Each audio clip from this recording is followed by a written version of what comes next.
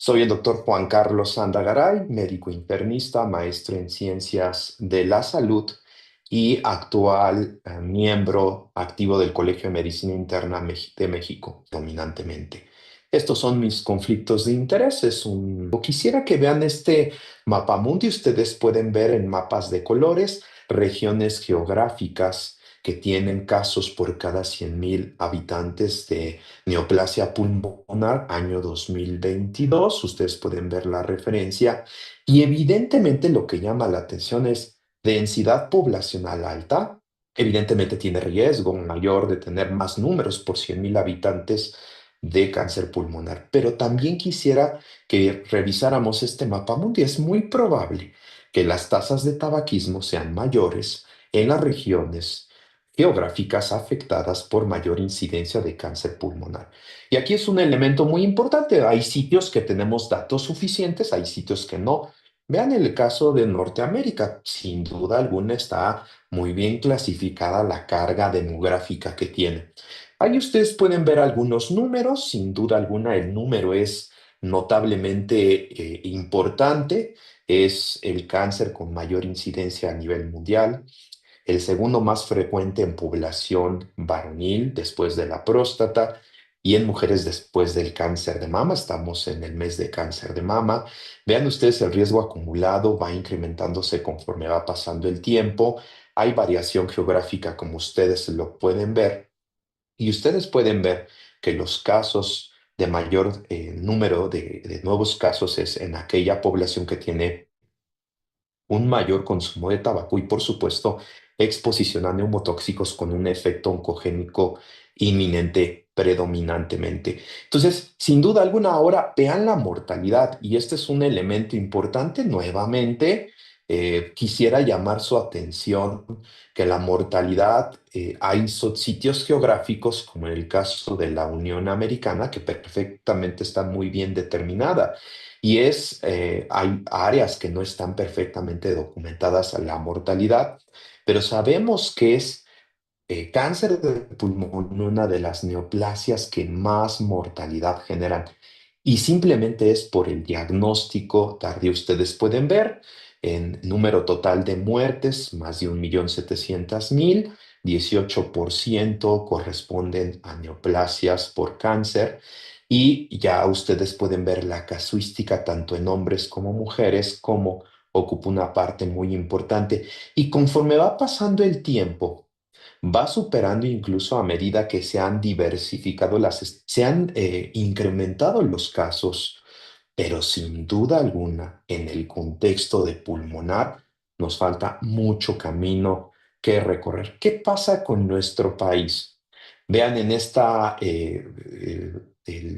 gráfica de Frente Unido contra el Cáncer de Pulmón, es la cuarta causa de muerte más frecuente por cáncer. Ahí ustedes pueden ver a lo largo del tiempo y dividido por géneros y en total la incidencia, los nuevos casos y la mortalidad. Y ustedes pueden ver que solo 1.2%, y aquí viene el gran área de oportunidad, son detectados de manera temprana, 16% con enfermedad localmente avanzada y vean ustedes, la mayoría tienen actividad metastásica extrapulmonar cuando son detectados, siendo el factor de riesgo más importante el tabaco. Ya sabemos que podemos dividirlo en neoplasia de células no pequeñas, vean ustedes que es el más frecuente, y ahí hay diferentes subtipos de acuerdo a la histología: carcinoma de células grandes, carcinoma escamoso, que corresponden en su mayor parte a la clasificación adenocarcinoma. Y ya sabemos que el cáncer de pulmón de células pequeñas es menor porcentaje, tiene más traducción de diseminación temprana, tiene mucha posibilidad de hacer síndromes paraneoplásicos, que es una de las cosas que nosotros vemos en medicina interna. Pero quisiera rematar esta diapositiva con esta imagen. Vean la punta del iceberg. Nuestra punta del iceberg es el diagnóstico tardío de neoplasia pulmonar. Es la detección de una fase avanzada, Va nuestro paciente con factores de riesgo, una valoración preoperatoria y vemos un nódulo con características malignas, iniciamos el abordaje.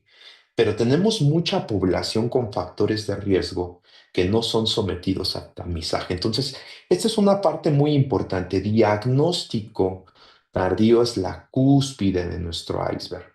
Y debajo hay, sin duda alguna, que influye que la anatomía terminal tiene, pues en el parénquima pocas terminaciones nerviosas, entonces no duele. Sin duda alguna, también influye esta cultura de prevención por parte y conocimiento de la enfermedad por parte del paciente.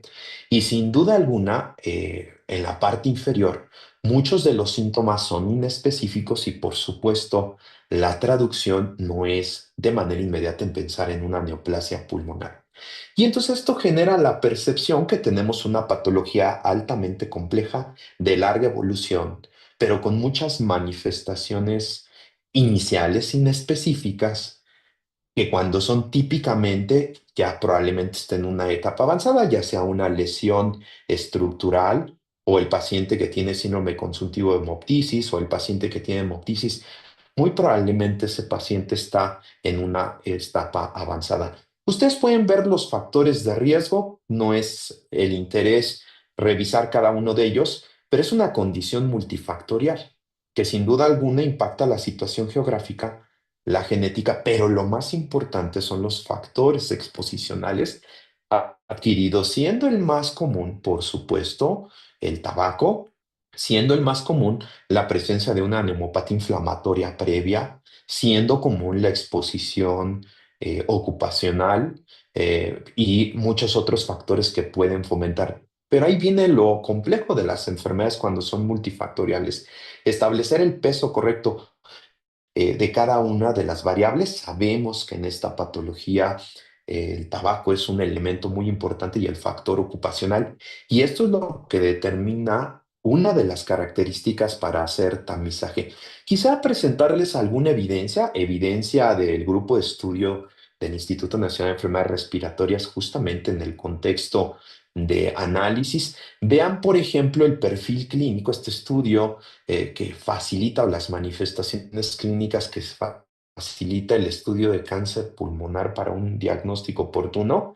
Vean las características, la heterogeneidad es muy semejante en cuanto a género, mayor, como le habíamos dicho, por la población masculina. Hay antecedentes en un tercio de los pacientes de neoplasia pulmonar. Vean cómo el tabaco, el consumo de tabaco y con índices tabáquicos arriba de 20 son lo más común, sin duda alguna. Pesa también en el tabaco pasivo, la exposición a algunos agentes irritantes, por supuesto. Y vean ustedes las comorbilidades. La mitad o más tiene alguna comorbilidad, ya sea cardiovascular, ya sea de enfermedad pulmonar, etcétera. Pero sin duda alguna en esta serie el factor de riesgo más importante es el tabaco con un índice tabáquico elevado, frecuentemente esto, y exposición a productos de combustión de biomasa y también a asbesto, sin duda alguna, y vean la comorbilidad de estos pacientes. Este estudio se me hace muy interesante porque es lo que refleja la práctica cotidiana.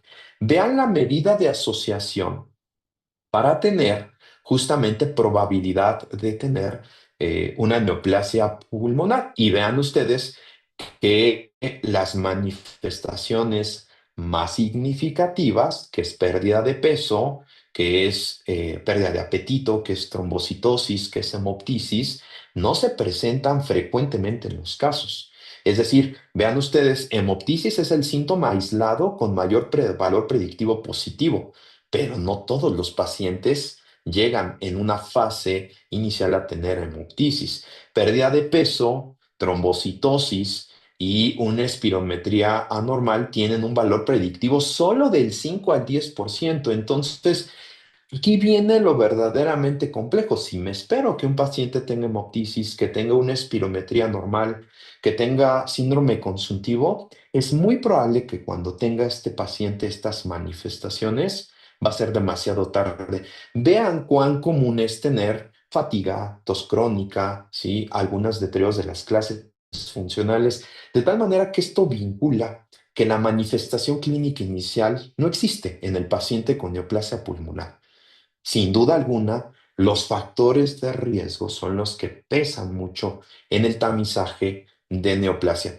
Y vean ustedes en esta serie que habíamos presentado cómo estos pacientes tienen un paso de varios días de manera tardía para la sospecha. Vean, por ejemplo, el tiempo que transcurre desde el inicio de los síntomas al diagnóstico. Es muy alto el número de días. Vean el número de médicos que se consultan y aquí pueden ver la variedad de síntomas que hay, siendo tos el más frecuente, tos crónica, por supuesto la tos productiva, hemoptisis solo menos del cuarto de la población y síntomas generales. De tal manera que la mediana para el diagnóstico fue de 120 días, 3 meses a partir del inicio de los síntomas. Segundo, el síntoma más predominante en este grupo mexicano es tos, siendo tos crónica el más frecuente. Y vean ustedes, los síntomas de alarma, pues se presentan preapeso en 70%, pero hemoptisis solo el 22%, lo cual quiere decir que es muy heterogénea la presentación. Basado en esto, hay muchos algoritmos, como ustedes pueden ver este del 2013, en el cual tenemos que establecer una evaluación inicial, evaluación clínica basada en factores de riesgo, en síntomas y en exploración, establecer una estratificación del diagnóstico, ¿sí? Con los estudios convenientes y, por supuesto, después establecer un plan de tratamiento. Pero esto puede llevarnos mucho tiempo. Y aquí les pongo el mejor ejemplo de cómo han ido evolucionando las estrategias basadas en estudios clínicos con alto valor metodológico y vean cómo ha ido cambiando. Les presento el primer estudio publicado en 2011. Vean ustedes el NLST. Comparó la secuencia de realizar 3 tomografías en diferentes momentos de baja dosis versus 3 radiografías de tórax durante los 2 años. Vean la N de estos pacientes.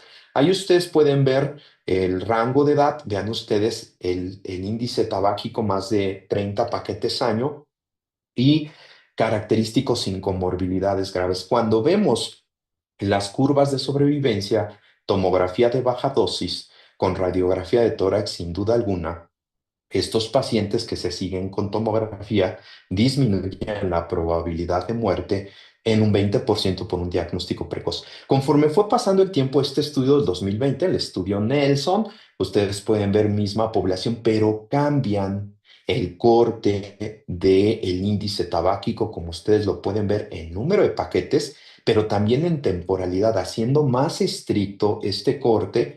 ¿Sí? Sin suspensión del tabaco menos de 10 años, sin comorbilidades graves. Ustedes pueden ver que 4 tomografías secuenciales de baja dosis versus no hacer el tamizaje durante 5 años en esta población que solo tiene la edad y tiene el índice tabáquico como carga importante de factor de riesgo, no representa una disminución del 24% de mortalidad versus al grupo control. Y el estudio MILD, un año antes, este nos demostró ahora la comparación a lo largo del tiempo de tomografías subsecuentes de baja dosis, de alta resolución de baja dosis, por lo menos 5 versus a 3 radiografías estacionarias. Evidentemente tenemos un riesgo de disminución de mortalidad en aquellos pacientes del 39%. Estos 3 estudios han cambiado nuestra concepción del tamizaje. Debemos tamizar a los pacientes por factores de riesgo utilizando tomografía de baja dosis porque precisamente tenemos la oportunidad de incidir en un diagnóstico temprano e impactar de manera significativa. Ahí están algunos criterios. Ustedes pueden ver, grupo 1, aquellos pacientes con historial de tabaquismo, más de 30 paquetes año, edad entre 55 y 74, se pueden beneficiar. Grupo 2, pacientes que tienen antecedente de tabaco con más de 20 paquetes año, de 50 años o más, y un factor de riesgo adicional, sea de la propia exposición, sea de presentar una enfermedad inflamatoria, sea de presentar una comorbilidad que tienda un impacto en el pulmón. Y estos son los algoritmos ahora que nosotros vemos, ¿no? Este es uno de los tantos ejemplos. el paciente tiene algún síntoma o tiene factores de riesgo. Vean ustedes, y aquí creo que nos muestra muy bien cómo ha ido cambiando.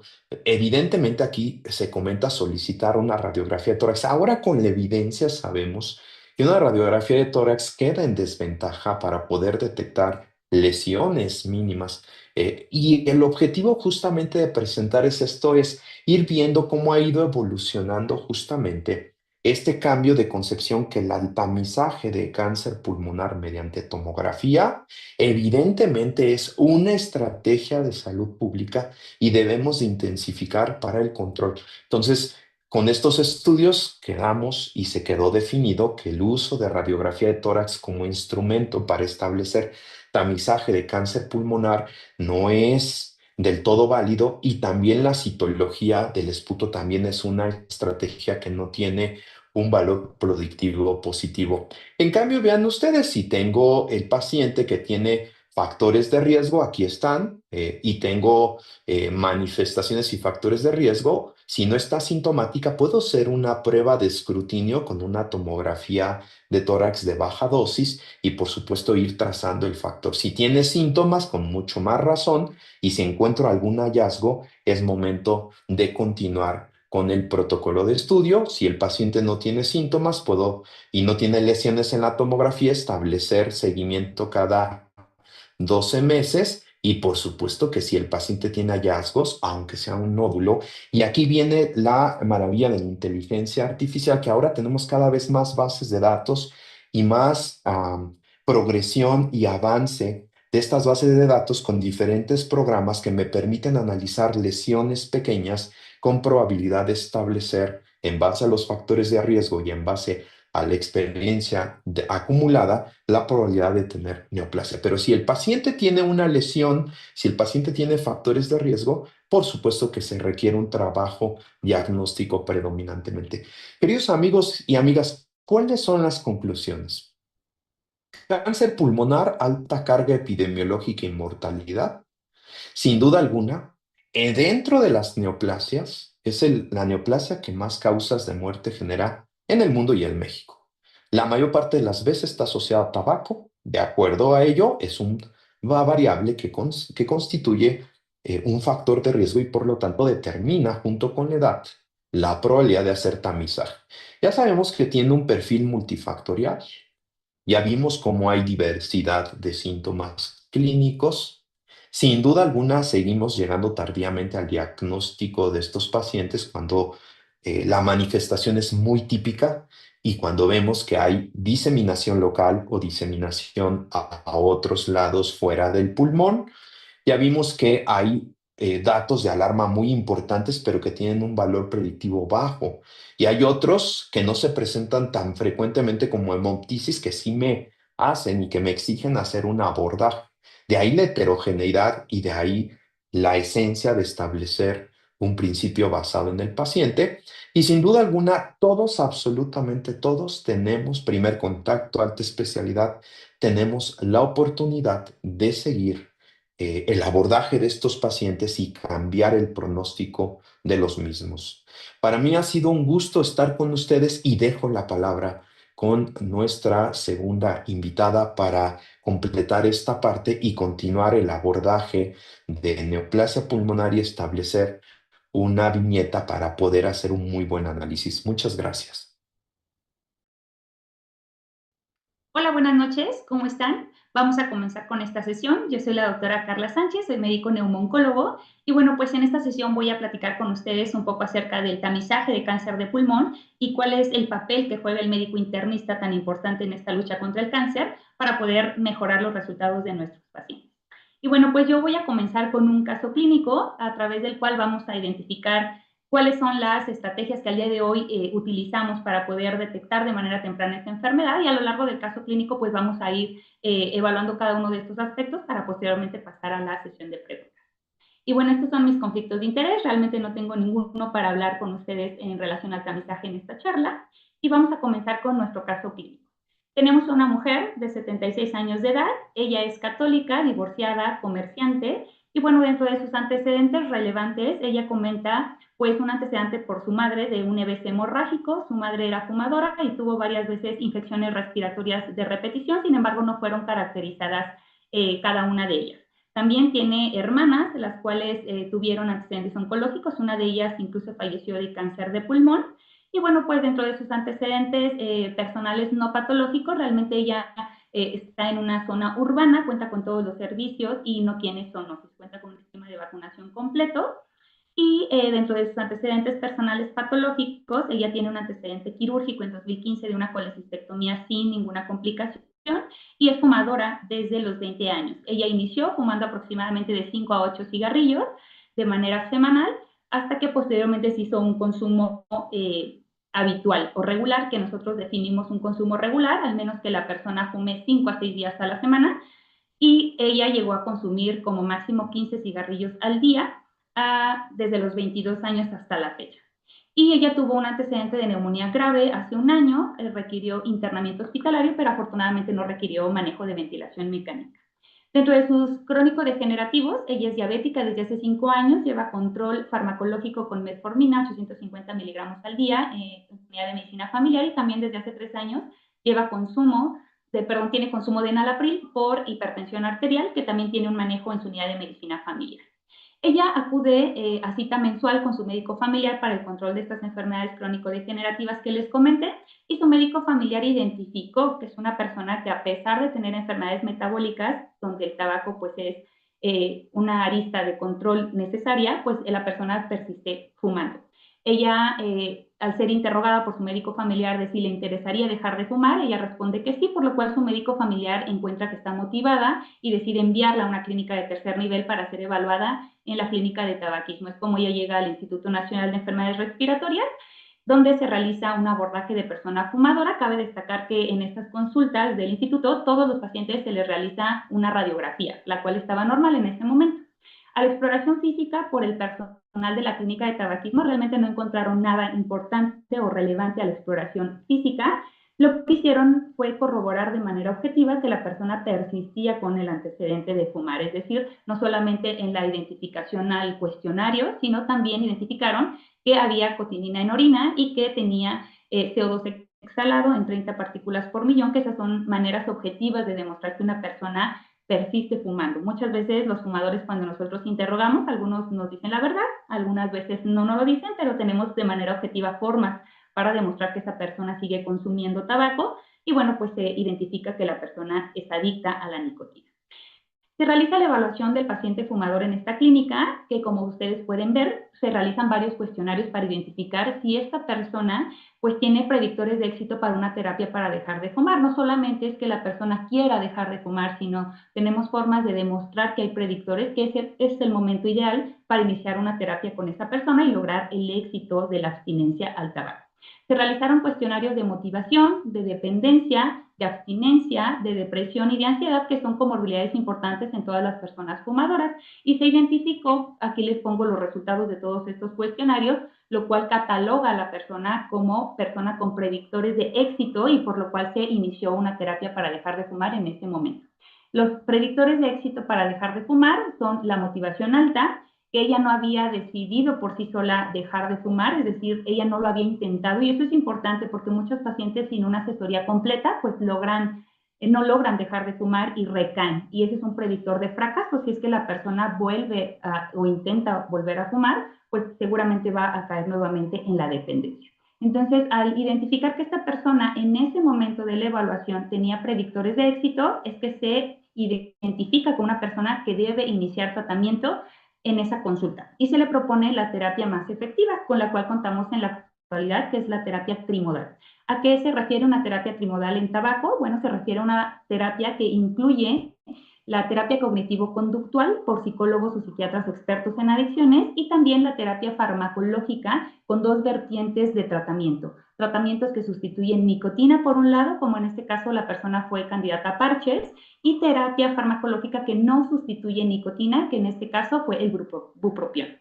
Y bueno, pues identificó a la persona como una persona candidata para el programa de tamizaje de cáncer de pulmón, por lo cual fue referida. Es decir, una vez que escaló de su médico familiar a la clínica de tabaquismo, se identificó que la persona también cumplía los criterios de tamizaje, por lo cual fue canalizada con nosotros.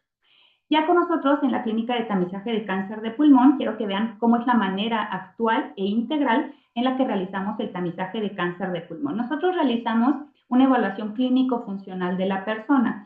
Muchas veces seguramente ustedes han escuchado o han leído que las estrategias de tamizaje de cáncer de pulmón incluyen la tomografía de pulmones. Sin embargo, en la actualidad se ha visto que no solamente es la tomografía la que nos va a llevar al éxito de encontrar el cáncer en etapas tempranas, sino es una estrategia integral donde incluso realizamos evaluaciones clínico-funcionales donde le ayudamos a la persona a dejar de fumar, a evaluar cómo están sus bronquios y pulmones después de todo este tabaco que ha consumido en los últimos años y realizamos un programa pues integral de cese de tabaco, de evaluación funcional, que al día de hoy nos ayudan a mejorar el diagnóstico de cáncer porque esto tiene un impacto negativo entre siga fumando la persona o entre más obstruidos o más daño tengan sus bronquios por haber fumado, eso confiere todavía más riesgo, aunque yo haga las tomografías, para identificar el cáncer. Entonces, esta persona se verificó, como vamos a ver más adelante, que cumple los criterios de ingreso al programa. Se le realizó su espirometría, que como ustedes saben es una prueba de evaluación funcional respiratoria, es una prueba de evaluación mecánica, no se requiere más que un espirómetro en consultorio.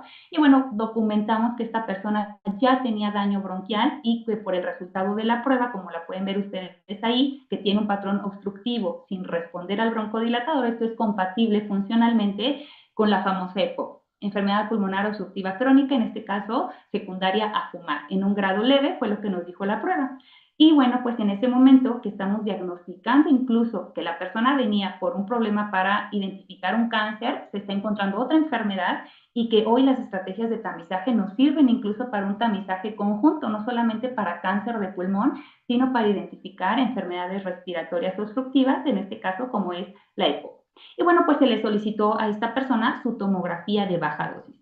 También en estas consultas de tamizaje, cuando ya son realizadas en centros de tercer nivel, donde el equipo multidisciplinario realiza el tamizaje, donde hay neumólogos, radiólogos, rehabilitadores pulmonares, fisiólogos respiratorios, radiólogos torácicos, oncólogos médicos, pues damos, como les comenté, una evaluación más integral y funcional de la cuestión respiratoria, porque al final esto pues es lo que detona el cáncer. La inflamación crónica en la vía respiratoria es lo que al final va a activar la cascada de carcinogénesis. Entonces, este tipo de estrategias donde evaluamos también la cuestión respiratoria o bronquial nos ayuda a poder impactar de manera positiva. Si nosotros identificamos EPOC y tratamos de EPOC, pues eso nos ayuda a disminuir el riesgo per se que tiene esta persona fumadora, pues porque estamos atacando la inflamación crónica en sus bronquios con tratamiento inhalado.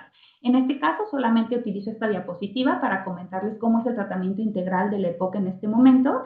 Perfilamos genéticamente y molecularmente también la EPOC con algunos biomarcadores, entre ellos los eosinófilos en sangre. Identificamos que esta persona tenía eosinófilos altos, era una persona que se beneficiaba o se beneficia de estrategias de triple terapia, que seguramente ustedes han tenido en otras sesiones, pues sesiones en las que les hablan del impacto de las triples terapias actualmente en EPOC. Y bueno, pues también realizamos de manera integral una evaluación funcional, no solo pulmonar, sino cardiovascular, para evitar de manera multidisciplinaria el comorbidoma en el que caen nuestros pacientes con EPOC. Aquí les pongo todas las enfermedades que al final desarrolla una persona con EPOC o que tiene riesgo de desarrollar y que se asocian por el hecho de tener inflamación crónica en la vía aérea, de manera que en la actualidad la EPOC, aunque son las siglas de enfermedad pulmonar obstructiva crónica, sabemos que no solamente es una enfermedad pulmonar, sino es una enfermedad multisistémica donde todos tenemos mucho que ver y especialmente ustedes como médicos internistas para apoyarnos en el manejo multidisciplinario de estos pacientes para disminuir su riesgo per se de cáncer. Se le realizó su tomografía, que es de lo que estamos hablando, que es la tomografía de tamizaje de cáncer de pulmón. Y bueno, pues seguramente ustedes ya han podido ver en otras sesiones o haber leído algo acerca del tamizaje de cáncer de pulmón y cómo lo realizamos en la actualidad. Solamente voy a recordarles algunas preguntas que son clave para poder realizar adecuadamente una estrategia de detección temprana. ¿Qué es la tomografía de baja dosis? Bueno, pues es una tomografía que no tiene medio de contraste, es un estudio indoloro donde los cortes entre corte y corte no llevan más allá de 2.5 milímetros, de manera que tiene una muy buena definición a nivel de la arquitectura pulmonar. Se realiza en inspiración y bueno, pues no tiene ninguna probabilidad de generar algún daño o alguna molestia a la persona porque es un estudio, repito, que se realiza sin contraste y no requiere ayuno, solamente que sí requiere una programación técnica específica en el equipo en el que se va a realizar, por lo cual se llama tomografía de baja dosis de radiación. Lo que hace nuestro técnico radiólogo o nuestro radiólogo o radiólogo torácico es programar el equipo para dar menos radiación y que no se pierda definición en la imagen. En la actualidad, cualquier tomógrafo que esté instalado en toda la República pudiese realizar este tipo de estudios. Lo que requiere es ser programado para poder ofertar tomografía de baja dosis, pero prácticamente todos los tomógrafos con los cuales contamos en la República pudiesen realizar este tipo de estudios si está bien programado. Se solicita de manera anual, así como el Papá Nicolau para detectar cáncer de cervix o la mastografía para cáncer de mama, pero bueno, dependiendo el hallazgo y el resultado, incluso podríamos acortar el tiempo si es que encontramos algo anormal en el estudio. Los candidatos, como esta mujer, es una persona fumadora o exfumadores, pero que tienen una cuantía de cigarrillo alta. Índices tabáquicos arriba de 20 paquetes año, no importa si dejaron o no de fumar ya al momento que se presentan en la consulta. Y lo más importante es que cuando nosotros vamos a solicitar la tomografía, la persona tenga al menos 3 meses libre de cualquier tipo de infección respiratoria o de haber estado cerca de una persona que tuvo por ahí una gripita o alguna cuestión respiratoria, aunque ella esté asintomática, pero si tuvo este antecedente de en los últimos 3 meses de estar cerca de una persona infectada, preferimos prolongar el estudio, espaciar el estudio a 3 semanas más. Como ven, esta persona es candidata a realizar la tomografía de baja dosis, por eso se le indicó un programa de tamizaje. Debe de ser interpretada por médicos expertos en radiología o en neumología y debe de ser interpretada conforme a este score. Así como ustedes recuerdan el BRADS para cáncer de mama o el TRADS para cáncer de tiroides, para cáncer de pulmón también hay un LONG-RADS. Y este tipo de estudios debe de ser catalogado o calificado conforme a este score que les voy a mencionar más adelante y que es el score del LONG-RADS. Y bueno, pues lo ideal, como les he comentado, es que el enfoque del programa de tamizaje no solamente vaya dirigido hacia realizar la tomografía, sino sea un enfoque más integral donde participan ustedes como médicos internistas, nuestros radiólogos, nuestros oncólogos, nuestros fisiólogos, nuestros rehabilitadores, porque al final buscamos un enfoque de salud respiratoria que si bien va dirigido a cáncer de pulmón, también va dirigido a otras enfermedades crónicas que son la vía de llegada al cáncer, en este caso la EPOC o incluso la propia fibrosis pulmonar, como más adelante les voy a comentar. Y bueno, pues se evaluó el estudio de esta persona y este estudio fue catalogado como un estudio positivo. Aquí en los círculos rojos les muestro cómo es que este estudio tuvo resultados positivos. Tuvo aquí, les muestro donde está el cursor, un nódulo pulmonar, que es prácticamente lo que busca la tomografía de baja dosis, estos nódulos que pueden ser el inicio de un cáncer, pero también en estos círculos les selecciono áreas de baja atenuación, es decir, áreas que en tomografía y en corte de parénquima pulmonar se ven como más negritas. Estas áreas son áreas de enfisema pulmonar y entonces, como ven, aunque el estudio se hizo buscando de manera intencionada un cáncer, son estudios que nos sirven para incluso identificar otras enfermedades pulmonares que a la larga van a ser la vía de llegada al cáncer de pulmón. En este caso, pues el enfisema es una vía de llegada muy importante, solamente por debajo de la fibrosis pulmonar. Cuando vemos un nódulo pulmonar, lo que tenemos que hacer es medir el diámetro de esta lesión y bueno, pues como les pongo aquí en la flecha, este nódulo es un nódulo mixto porque hay unas áreas más blanquitas y otras más como en vidrio deslustrado, que son áreas como ahumadas, como si se vieran como tierrosas o con poca definición, y eso le da la categoría de un nódulo mixto o un nódulo con parte sólida, que es la parte más blanca, y la parte que se ve como más difusa, menos clara, es la parte del vidrio deslustrado. Nosotros vamos a incluir ambas en la medición y como pueden ver tenemos un nódulo más de 7 milímetros y eso es lo que vamos a tomar en cuenta, tanto la característica de si es sólido o no y la característica del tamaño para ver la categoría que nos va a dar LONG-RADS. Aquí les pongo el cuadro de categorización del LONG-RADS. LONG-RADS es una escala de categorización de riesgo de cáncer cuando realizamos tomografía de baja dosis en las personas fumadoras y prácticamente nos ayuda a identificar el seguimiento que vamos a darle a una persona. Como pueden ver, en la flecha les selecciono lo que encontramos en esta paciente fumadora, que fue un nódulo de parte sólida, es un nódulo de recién diagnóstico, no es un nódulo que ya estaba previo y que estábamos dando seguimiento, sino es un nódulo de reciente aparición, más de 7 milímetros, por lo cual cuando nosotros identificamos dentro de los hallazgos y colocamos lo que hemos encontrado en esta categoría, pues vemos que inmediatamente el LONG-RADS nos arroja un score de 3, donde hay probabilidades de que esto sea benigno, pero también hay probabilidades de que sea el inicio de un cáncer. Y como pueden ver ustedes abajo de la flecha, prácticamente la categorización nos ayuda a identificar cuál va a ser la pauta de seguimiento. Aquí en LongRat es muy claro que en una categoría 3 de LongRat lo que nos toca es dar una nueva tomografía a los 6 meses. Como les comenté, si bien empezamos el tamizaje creyendo o pensando que la persona va a venir año con año, hay personas que vienen antes o personas que llegan nuevamente al año, dependiendo de qué categoría hemos encontrado en los resultados de su tomografía. En este caso, esta persona va a tener que presentarse con nosotros nuevamente en 6 meses, porque la lesión que tiene en su pulmón, pues no es propiamente benigna, que podamos descartar cualquier inicio de un tumor y tenemos que evaluarla en un periodo más corto de tiempo.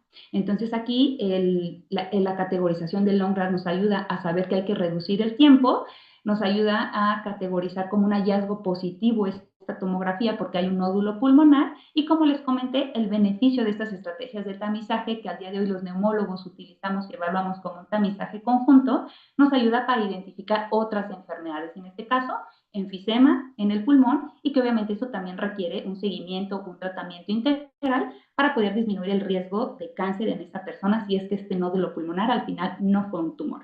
Sin embargo, tenemos otras categorías como las más frecuentes, como esta que les pongo aquí, que es una tomografía completamente normal, sin enfisema, sin nódulos, y que bueno, esta categorización que damos aquí es una categoría 1, que es un estudio negativo para hallazgos de malignidad, y el seguimiento, como les comenté, puede ser de manera anual. Sin embargo, el tamizaje, como otras estrategias de detección en cáncer, ya sea el Papa Nicolau o la mastografía, tiene desventajas. No hay ninguna estrategia de detección temprana o de prevención secundaria, como son las estrategias de tamizaje, que sean 100% específicas y sensibles, es decir, que no tengamos ningún riesgo y que no se nos escape ningún paciente. En relación al cáncer de pulmón tenemos estas desventajas que son descritas en la actualidad de nuestras estrategias de tamizaje con tomografía de baja dosis y que bueno, nos encontramos trabajando para mejorar los resultados. La primera de ellas es los falsos positivos, es decir, nódulos que nosotros estamos siguiendo o que incluso acortamos el tiempo de la imagen, como en esta persona a 6 meses o a 3 meses, y que al final resulta que desaparecieron o que biopsiamos y no fue cáncer, es decir, pacientes que estamos haciendo de más, pero bueno, al día de hoy logramos disminuir esos falsos positivos, empezamos con un 55% de falsos positivos y hoy en la actualidad vamos con estas estrategias de tamizaje en un 11%. Otra de ellas es la exposición a radiación. Si bien por ahí sabemos que estamos realizando tomografía de baja dosis de radiación, es una radiación acumulada y que, bueno, al final una persona puede tener radiación 10, 15, 20 años de manera acumulada y, bueno, pues eso es importante saber porque en algún momento puede presentar riesgos a la salud. La ansiedad en los pacientes de saberse fumadores y que sus imágenes de pulmón no son normales y que esto puede ser el inicio de un tumor maligno, eso genera bastante efecto emocional en las personas que están en el abordaje de un cáncer de pulmón. Entonces, lo que necesitamos hacer aquí, o en lo que hacemos, es trabajar dentro del equipo multidisciplinario con personal que sabe llevar la psicoeducación de los pacientes que están en riesgo de una enfermedad maligna, que tienen adicción a una droga, en este caso como es la adicción al tabaco, para poder mejorar este tipo de efecto emocional hasta que logramos llegar al diagnóstico final. El sobrediagnóstico, que es encontrar y curar un tumor en una persona que no iba a impactar, es decir, esa persona por otras comorbilidades iba a tener otros resultados en la salud o incluso iba a fallecer por otra enfermedad, pero nosotros encontramos y curamos un tumor. Eso es el sobrediagnóstico. Al día de hoy está del 8 al 15% en estas personas fumadoras y bueno, pues trabajamos por mejorar estas estrategias y selección de pacientes para reducir el sobrediagnóstico, pero es una realidad que sigue habiendo personas que operamos y curamos y que ya sí van a tener otros desenlaces en la salud por otras condiciones médicas. Y por último, y el más importante de las desventajas del tamizaje de cáncer de pulmón actual, es la no inclusión de personas no fumadoras. Lamentablemente, como mencionamos ahorita, ¿quiénes son candidatos? Y lo vimos muy claramente, fumadores con índices tabáquicos altos, aunque sabemos que hay muchas personas que al día de hoy son diagnosticadas con cáncer de pulmón y que nunca fumaron. Lamentablemente, en la actualidad, aunque estamos trabajando por incluirlos, no hay ningún estudio a nivel internacional que avale en estrategias de salud pública se incluya a las personas que no fuman.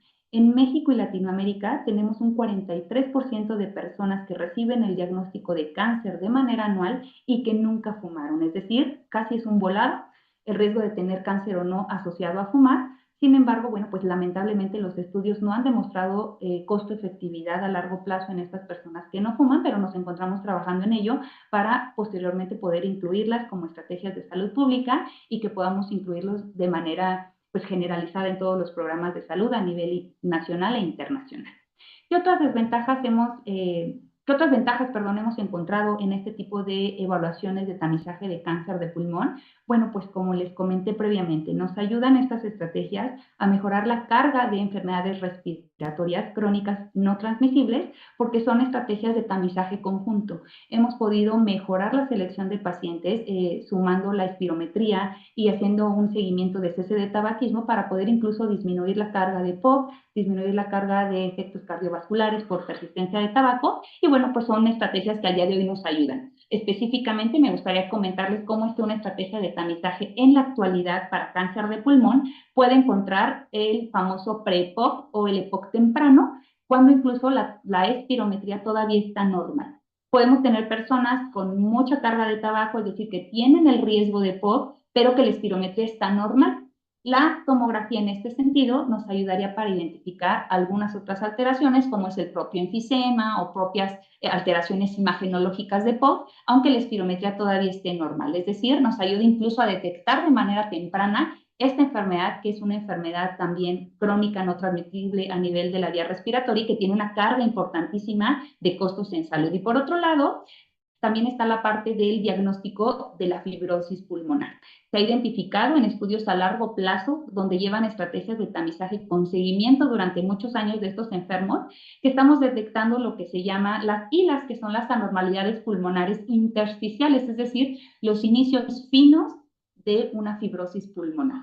Todavía en la persona que no ha desarrollado síntomas, que no tiene alguna otra alteración a nivel funcional, pero que tomográficamente ya estamos viendo el indicio de aparición de daños suferentes de enfermedad intersticial, es decir, de fibrosis. La fibrosis también es una carga importante de enfermedad crónica no transmisible a nivel respiratorio y que, bueno, las estrategias de tamizaje nos han ayudado a encontrar o hacer una estrategia para detección temprana de fibrosis pulmonar, porque incluso a largo plazo los estudios nos han dicho que este tipo de alteraciones intersticiales las hemos podido encontrar incluso del 4 al 20% de las personas fumadoras. Es decir, es la única estrategia en la actualidad que nos podría ayudar a identificar tempranamente la fibrosis pulmonar de manera concomitante al EPOC y de manera concomitante al propio cáncer. Y es por eso que estas estrategias de detección temprana, sumándose los médicos familiares, los médicos internistas, nos van a poder ayudar a tener un impacto no solamente en cáncer de pulmón, sino en otras enfermedades que al final también son la vía de llegada al cáncer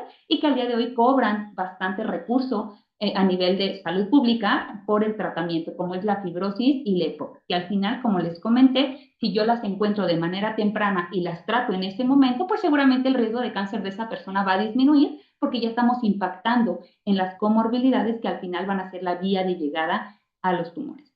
Ya casi para finalizar, me gustaría comentarles que las estrategias de tamizaje y recordarles que estas estrategias no son estrategias meramente diagnósticas, son estrategias de prevención secundaria, por lo cual necesitamos un apoyo muy importante de la educación y también de quitar el factor de riesgo como es el tabaco. De nada nos serviría ofrecer tomografías y tomografías si no tenemos una estrategia del control del factor de riesgo, porque al final estas son estrategias preventivas. Cuando yo hablo de estrategias diagnósticas, es otro el enfoque, es otro el abordaje, son otros incluso los estudios, pero si yo hablo de tamizaje en cáncer de pulmón, son estrategias preventivas donde tenemos que sumarnos de manera escalonada los 3 niveles de atención.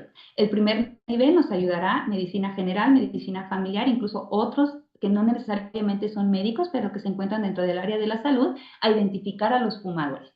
En el segundo nivel, donde nos o pretendemos apoyarnos bastante con ustedes como médicos internistas y subespecialistas afines, es identificar si efectivamente esa persona cumple criterios de tamizaje, empezar a hacer un poco de educación con el consejo breve y empezar a sugerir los estudios de tomografía de baja dosis y el contexto integral del tamizaje de cáncer de pulmón ya en un centro especializado como son los terceros niveles.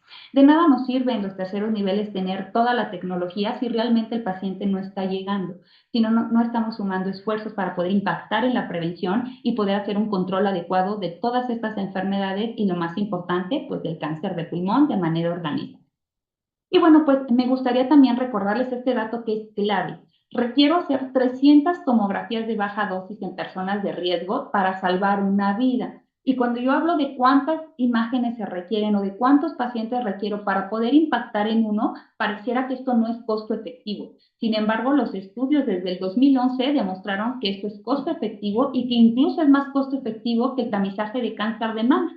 Sin embargo, al cáncer de pulmón no se le ha dado la visibilidad adecuada, pues porque está el estigma de que la persona se lo busca, pues está el estigma porque ella fuma y le hemos dicho que deje de fumar y no quiere, pero hay que entender a la persona como una adicta.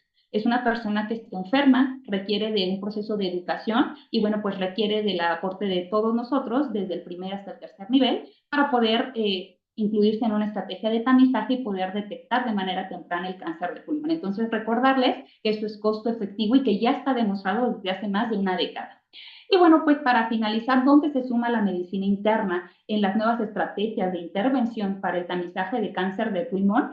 Este es un esquema de las vías a identificar en un programa de tamizaje según la Asociación Internacional del Estudio contra el Cáncer de Pulmón. Y si se fijan, no es solamente paciente fumador igual a tomografía. Es paciente fumador igual a una persona que debe de ser evaluada para riesgos-beneficios, en este caso riesgos-beneficios cardiovasculares, donde nos apoyamos mucho con ustedes para ver si la persona es candidata y está motivada para dejar de fumar, nuestra clínica de tabaquismo trabajando detrás de los pacientes, los estudios necesarios para diagnóstico de comorbilidades pulmonares y lo más importante, trabajar de manera organizada para poder llegar al fin o al objetivo que será el diagnóstico temprano de cáncer de pulmón. Diagnóstico temprano es igual a la curación, por lo cual es una estrategia que nos va a ayudar a mejorar los desenlaces de esta enfermedad a nivel internacional. Y bueno, pues recordarles para finalizar que en equipo podemos lograr el objetivo. Muchas veces trabajamos sobre fármacos nuevos y mejorar el escenario de los pacientes con metástasis. Sin embargo, en cáncer de pulmón, como en muchos otros tumores, las estrategias de detección temprana son las más costo efectivas y son los que realmente nos van a ayudar a mejorar el desenlace de los pacientes. De modo que sumarnos de manera organizada desde el primer hasta el tercer nivel de atención y centrándonos en el segundo nivel con ustedes como médicos internistas, bueno, seguramente vamos a llegar al objetivo, que es detectar el cáncer a tiempo, salvar vidas y sumar sobrevivientes mexicanos a las estadísticas internacionales de pacientes curados por cáncer de pulmón. Y bueno, pues de mi parte es todo con la plática de este caso clínico. Y bueno, pues vamos a dejar un espacio y los invito a quedarse con nosotros para el espacio de preguntas y respuestas.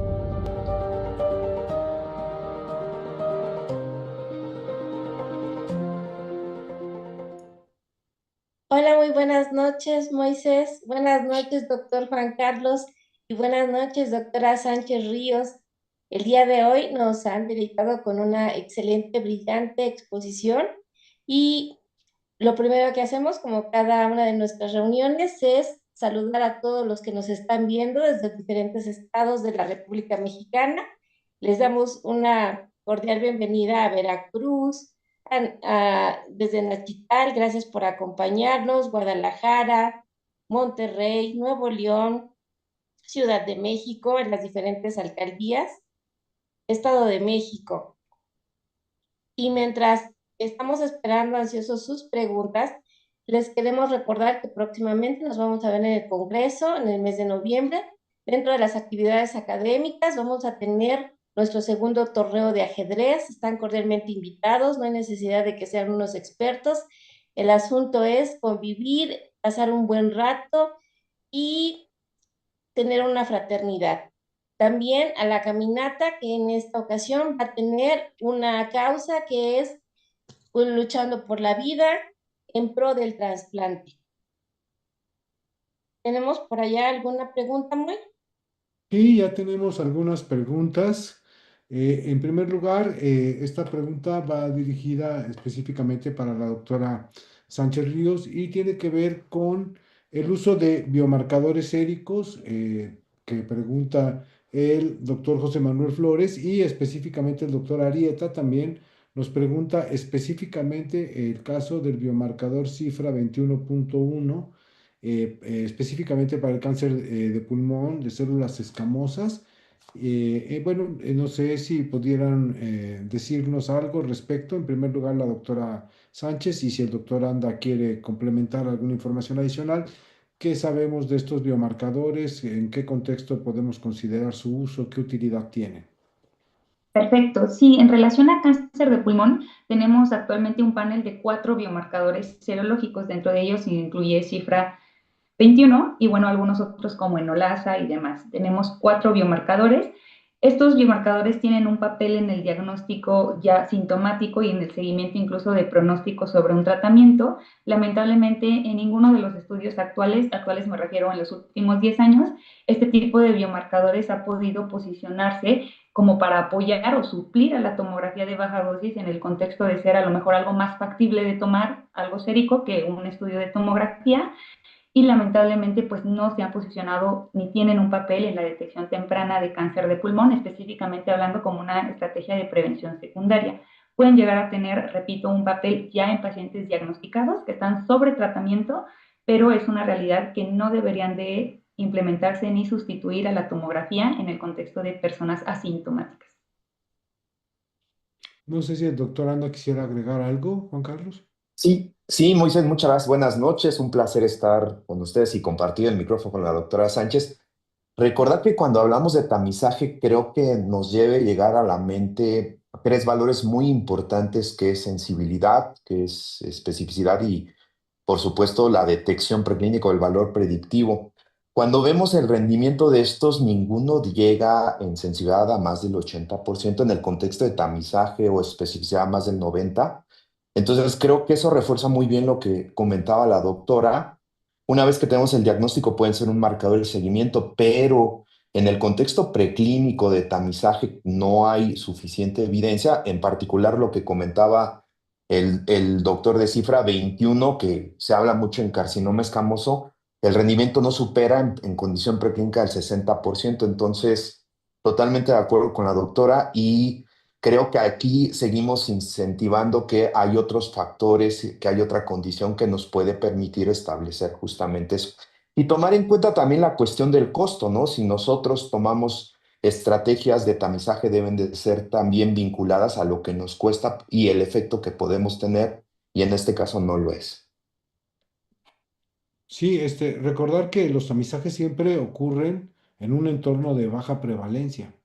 Por modelo, los tamizajes, incluso los programas de tamizaje exitosos, funcionan con modelos de prevalencia o probabilidad por prueba, por así llamarlo, menores del 10%. Y en el mejor de los casos no nos aumentan el valor predictivo a más del 50%. Precisamente por eso comentaba la doctora Sánchez Ríos que uno de los grandes problemas que tiene el tamizaje con la tomografía pulmonar de baja dosis es precisamente qué hacemos con los falsos positivos, ¿no? Que ese es el riesgo de los programas de tamizaje cuando tenemos un modelo de rendimiento de pruebas diagnósticas como normalmente funciona en los programas de tamizaje.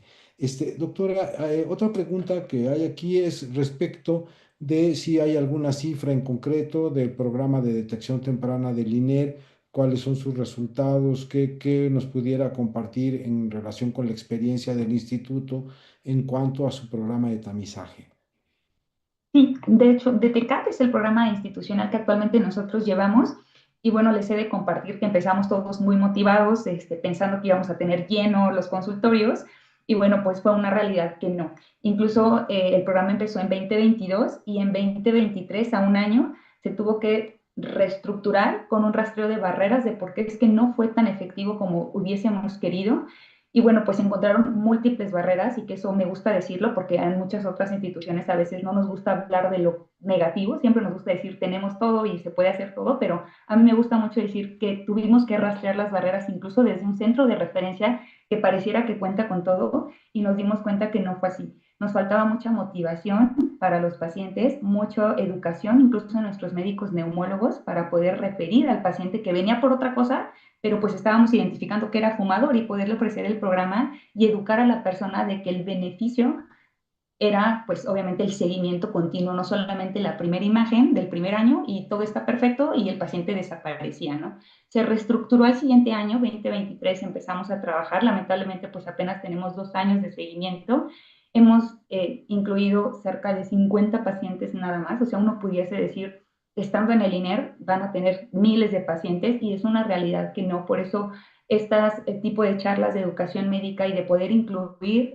a personas que tienen incluso otras especialidades y que a lo mejor no podían haber identificado un rol en el tamizaje de cáncer de pulmón y que al día de hoy tienen un rol muy importante para que nosotros podamos ser partícipes de incluir a los pacientes en un abordaje integral. Entonces, lamentablemente ahorita no tenemos muchas cifras. Los pacientes que se han incluido no han sido diagnosticados ninguno con cáncer de pulmón, donde sí hemos tenido mucha etapa temprana y que incluso hemos podido mejorar el rendimiento de una estrategia de tamizaje. Es la clínica de nódulo pulmonar incidental, que es la única a nivel nacional. Esta clínica recibe pacientes con nódulo independientemente de la edad, independientemente de si fuman o no, y este nódulo se evalúa en el contexto de riesgo de malignidad. Ahí sí hemos encontrado en personas jóvenes, en personas no fumadoras, en personas incluso con antecedentes heredofamiliares de otros tumores que tienen nódulos malignos, siendo el inicio de un cáncer de pulmón y que afortunadamente esta clínica ha podido operar y curar de cáncer, pero es un escenario completamente distinto. Esta persona está ingresando por un hallazgo tomográfico ya identificado y no viene sobre una estrategia de tamizaje. Consideramos que ambas son buenas estrategias para la detección temprana de cáncer, pero definitivamente nos falta trabajar mucho en el contexto del tamizaje per se en la persona asintomática. Muchas gracias, doctora. ¿En redes hay alguna pregunta ya, Gaby? No, todavía no, solamente es importante mencionar, del público internacional tenemos asistentes de Ecuador, Guatemala, Bolivia, Nicaragua, El Salvador, Uruguay, algunos estados de Estados Unidos y Panamá. No, aún no tenemos ninguna pregunta. Aquí en el chat tenemos ya algunas otras preguntas. Tenemos una pregunta de nuestra compañera Rosalía García que comenta que está relacionado con algo que comentaba ya la doctora Sánchez Ríos en el sentido de que uno de los límites que tiene el programa de tamizaje, tal como está estructurado ahora desde un punto de vista de costo-efectividad, es el tema de que no se incluyen a los no fumadores. Y la doctora Rosalía nos hacía la pregunta de que si había protocolos de detección temprana en pacientes que tenían exposición a biomasa. Es decir, ¿hay alguna estrategia específica de tamizaje en no fumadores, aunque no sea necesariamente la que se está implementando en el INER o en algunos otros países? ¿Conoce usted, doctora o doctor Anda, si hay estrategias de tamizaje en pacientes con factores de riesgo no tabáquico? Sí, de hecho, el programa Detecto del Instituto de Cancerología, ellos sobre esta línea asistencial del tamizaje de cáncer de pulmón en fumadores, ellos sí llevan una línea de investigación. Ellos incluyen pacientes con EPOC, EPOC no tabaco, puede ser humo de biomasa o EPOC por alguna cuestión laboral. Ese paciente sí se incluye, se hace un seguimiento serológico de biomarcación y bueno, pues ellos pretenden llevar a largo plazo esto para ver si pueden llegar a un punto de corte de exposición de biomasa a otros factores no convencionales y demostrarnos en este sentido, en una ruta de investigación, si esto es costo efectivo. Seguramente va a ser costo efectivo, sin embargo, la gran limitación que tenemos ahorita es que hay que recordar que para poder incluir a los pacientes, lo primero es la buena selección. Y si yo no tengo un punto objetivo de corte para la biomasa, para el radón, para el asbesto, al menos en población latinoamericana, porque incluso muchos de estos factores no se pueden medir, es muy difícil decir tú sí te incluyo, tú no. Y otra cosa importante, que ya la Asociación Internacional del Estudio contra el Cáncer de Pulmón nos lo ha dicho, una de las mediciones de éxito de los programas de tamizaje es limitar o eliminar el factor de riesgo, porque al final es una estrategia de prevención secundaria. Y difícilmente a nivel de políticas de salud podríamos ahorita cubrir a esos 4 millones de personas que se exponen a biomasa con estufas domiciliarias o con un programa de este tipo para eliminar el factor de riesgo. Probablemente encontremos mucho cáncer ahí, sí, pero si es costo efectivo o cómo va a ser el seguimiento de estas mujeres, que generalmente son mujeres expuestas a biomasa, todavía no podríamos responder a esa pregunta. Por eso es que incluso el INER limitó la cuestión de solamente fumadores porque aún no teníamos de manera objetiva estos resultados. No podemos implementarlo en este momento como una estrategia de investigación como el INCAN, pero pues esa es una realidad, la dificultad que tenemos. Somos fieles creyentes de que tenemos que hacer algo para incluir a todas estas personas y más porque en México tenemos mucha persona no fumadora, pero lamentablemente los estudios nacionales todavía no demuestran que sea costo efectivo. Perfecto. Parece que esta parte del escrutinio en los no fumadores fue uno de los temas que más preocupó a los asistentes. Hay también una pregunta de la doctora Olga Vera, saludos Olga, respecto a los pacientes que tienen un antecedente familiar directo de cáncer pulmonar, si es conveniente hacer una búsqueda tomográfica con un escrutinio en estos pacientes que tienen alto riesgo y que también son de los pacientes de alto riesgo sin factor tabáquico de por medio. ¿Sería recomendable en estos casos también? Sí, tenemos estudios, bueno, asiáticos, donde solamente en esa cuestión y con esa carga genética asiática, la persona con antecedente familiar, siendo un familiar de primer grado y específicamente mujeres de abajo de 50 años, sí se benefician de una estrategia de tamizaje y sí lo están tamizando y sí están encontrando cáncer de pulmón en estas personas. Por ahí algunos estudios donde evalúan la parte genética de los mexicanos y Latinoamérica, compartimos algunas marcas genéticas con estos países, pero bueno, al menos en México ahorita no hay ninguno que por puro antecedente familiar incluya a estas personas, lamentablemente también. No sé si Juan Carlos quisieras agregar algo más con factores de riesgo no tabáquico y indicación para alguna prueba de tamizaje, Juan Carlos.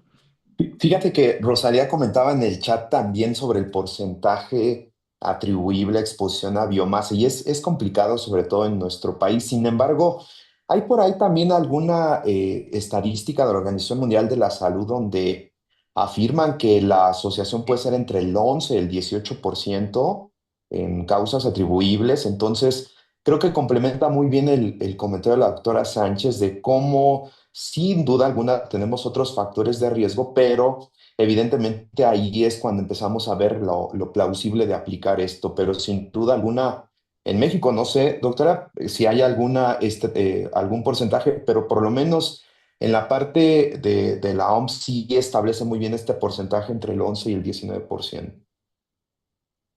Ok, Sí, de hecho tenemos conocido en personas, incluso el instituto tiene una clínica específica para biomasa, es la clínica para exposición de humo de leña más importante a nivel Latinoamérica y sí tenemos una exposición entre el 20 y 24% de riesgo. Incluso se han hecho estudios en los componentes del humo de biomasa y qué carcinógenos comparten con el tabaco y comparten los más importantes. Entonces, prácticamente es la persona que está expuesta a biomasa de manera indirecta es igual al tabaco pasivo y el riesgo de cáncer pues es prácticamente igual, incluso mayor. Entonces, definitivamente tenemos que hacer algo. Estamos en espera de los resultados del INCAN, incluso el INERCI se puede sumar como una estrategia de investigación porque definitivamente tenemos que dar pues la respuesta a estas aristas para incluir a los no fumadores, pero pues en este momento solamente contamos con la evidencia de costo-efectividad en el paciente fumador. ok. Y Gaby, no sé destacaría si... también hoy el parte de Sí, Juan de Carlos. la charla de la doctora, perdón, el caso clínico, sobre todo en el contexto de enfermedades pulmonares inflamatorias crónicas, sobre todo el EPOC, como también pueden ser factores precipitantes también. Sin duda alguna tenemos de base el criterio exposicional, pero no olvidar que también influyen otras patologías, sobre todo que generan inflamación crónica en la probabilidad de mezclarse con factores de riesgo típico, ¿no? Así es. Perfecto. ¿Tenemos preguntas en las redes sociales, Gaby? Así es. Nos hablan Adelante. sobre la doctora María de Lourdes, felicita a ambos ponentes y nos pregunta que si en algún momento del tamizaje se justificaría una broncoscopía, una citología bronquial. ¿En qué momento se pudiera justificar esto? Sí, la citología no, igual ya lo comentaba el doctor, pues este tipo de estudio ha dejado de tener un papel en la detección temprana de cáncer, pero ¿en qué momento sí cambia la estrategia de ser una estrategia de prevención secundaria a una estrategia diagnóstica cuando está el nódulo pulmonar, es decir, en el hallazgo positivo? Y de hecho este es el algoritmo de manejo en el INEA, entra por tamizaje, mientras la tomografía esté bien, sigue en esta clínica, una vez que se encuentra un hallazgo positivo pasa a la clínica de nódulo pulmonar donde ya el equipo multidisciplinario todavía es más amplio porque ya incluye a los tomadores de biopsia. Broncoscopista, radiología intervencionista, cirugía torácica por videotoracoscopía y cirugía robótica. Entonces, sí, en ese momento, cuando ya hay un nódulo pulmonar que debemos de llevar a diagnóstico, en ese momento viene la parte de abordaje para toma de biopsia. Perfecto. ¿Alguna otra pregunta en redes, Gaby? No. Tenemos aquí Y, en el chat dos preguntas muy parecidas a las que ya se desahogaron. Creo que no vale la pena repetir la respuesta. Hay una pregunta que sí es interesante porque hace referencia a un paciente con índice tabáquico mayor de 20, mayor o igual a 20, pero que está en la ventana limítrofe de 10 a 15 años de haber dejado de fumar. ¿Qué sería lo recomendable? ¿Hasta cuándo continuar con el tamizaje en estos casos que están en la ventana temporal de disminuir su riesgo por su tiempo de haber dejado de fumar? No sé qué nos puedan decir los ponentes al respecto. En las últimas actualizaciones, porque al final si nosotros buscamos criterios de tamizaje, hay muchas guías, las guías quirúrgicas, las guías neumológicas, las guías oncológicas, pero digamos que si todas se centraran y pudiésemos decir como algunos criterios en particular, ahorita es que sean asintomáticos arriba de los 50 años, índices tabáquicos arriba de 20 y ya no tomamos en cuenta la abstinencia. Incluso si esa persona tiene 10, 15, 20 años de haber dejado de fumar, las estadísticas nos dicen que su riesgo per se de cáncer no disminuye y debiese ser incluido todavía en el tamizaje. ¿Qué va a ser la limitante de en qué momento ya no lo voy a tamizar? Y también en un momento se pensó si era la edad.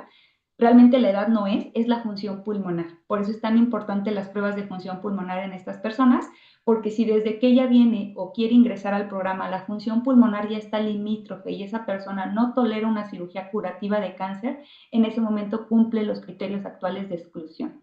No se beneficia del tamizaje porque aunque yo encuentre el tumor, no lo voy a poder operar porque no es candidato a una cirugía de ese tipo y en ese momento se limitaría. Hay pacientes que están en 80, 85, 90 años y la función pulmonar está perfecta, aunque no lo pareciera, ¿no? Uno diría fumó todo mucho tiempo y ya el envejecimiento y demás. Pues no, la función pulmonar se mantiene y esa persona se beneficia de seguir haciendo tamizaje de cáncer de pulmón.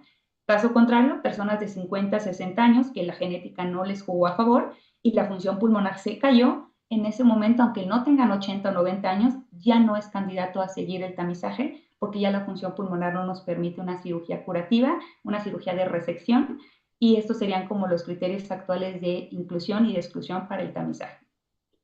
Sí. ¿Algo que agregar, Juan Carlos, de lo que comentó la doctora?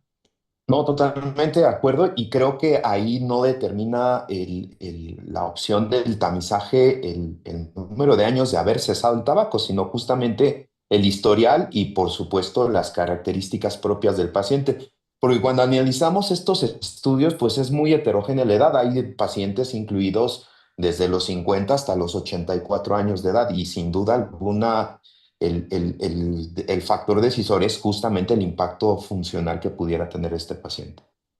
Sí, o sea, algo que hay que recordar es que el objetivo final de este programa de tamizaje es la sobrevida, ¿no? Por eso no Mm. solamente es que sean posiblemente candidatos a un tratamiento curativo, sino también en este caso que estén motivados para dejar de fumar, porque si el daño va a progresar, pues el diagnóstico temprano no va a corregir el pronóstico funcional. En ese caso, esto es lo que explica la integralidad a la que se refería la doctora Sánchez Ríos en el sentido de que el programa de tamizaje involucra todo un cambio que permita un pronóstico funcional favorable. Es correcto. Bien, creo que ya no hay más preguntas en el chat. No sé si en las redes tengamos algo adicional, Gaby. No, ninguna. Muy. Bueno, pues no sé si quisieras agregar algo, Gaby, o despedir la sesión. Estamos atentos. Pues muchas gracias, Juan Carlos, muchas gracias, doctora. Creo que es muy importante hablar de detección de cualquier enfermedad. Creo que es una parte fundamental de nuestra labor y no denostar ningún tipo de detección, porque realmente, como bien lo decía la doctora en la plática, como que el cáncer pulmonar está como que ahí perdido en el espacio y creo que es muy importante, ¿no? Porque no nada más tenemos al fumador, tenemos a la mujer, a la de campo, a donde los accesos de salud son limitados y tenemos que realmente enfocarnos a tener una calidad de vida con estas personas, que veamos esa parte de ser empáticos con los pacientes que no, van a tardar mucho tiempo en ir a un centro, porque desgraciadamente pues estamos hablando pues de un hospital de tercer nivel, ¿no? Pero eso no sucede en todo nuestro país, entonces creo que es muy importante tener bien en cuenta a qué paciente tenemos que derivar y que realmente eso que va a gastar va a redituar en su calidad de vida, en su sobrevida, y que realmente esto tenga el impacto que debe de tener, ¿no? No sé si quieran agregar algo más, pero yo creo que es algo muy importante que nos están dejando el día de hoy.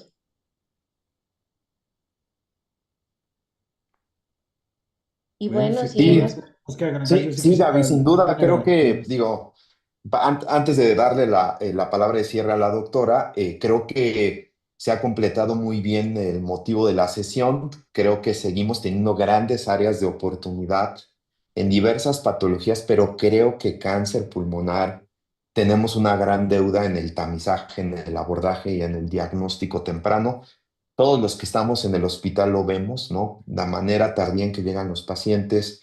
Revisamos los pacientes que tienen múltiples factores de riesgo, nos enfrentamos a diferentes dificultades, pero sin duda alguna el cúmulo de efecto positivo se va haciendo a raíz de que vayamos cambiando nuestra perspectiva y que vayamos moviendo este gran sistema para poder darle un beneficio más claro al paciente y estructurado, ¿no? Es correcto. Bueno, pues de mi parte, agradecer la invitación. Definitivamente yo soy fiel creyente que el equipo, el trabajo en equipo va a poder cambiar muchos de los escenarios y desenlaces de nuestros pacientes. Y en esta oportunidad que hemos tenido desde el INER de rastrear estas barreras, hemos encontrado piezas claves y fundamentales como es la medicina interna para la referencia de pacientes cuando ya han encontrado pacientes con factores de riesgo que requieren la tomografía o que incluso la tomografía es anormal. Incluso podemos ver la manera de navegar pacientes si requieren apoyo de la institución, pero bueno, pues no me queda más que agradecer y pues seguir colaborando en prácticas de educación médica continua con ustedes. Bueno, yo cerraría felicitando a nuestros ponentes por su excelente presentación y felicitándonos a todos nosotros por haber tenido la oportunidad de haber compartido con ellos esta sesión y pues muchas gracias. Gracias a ustedes.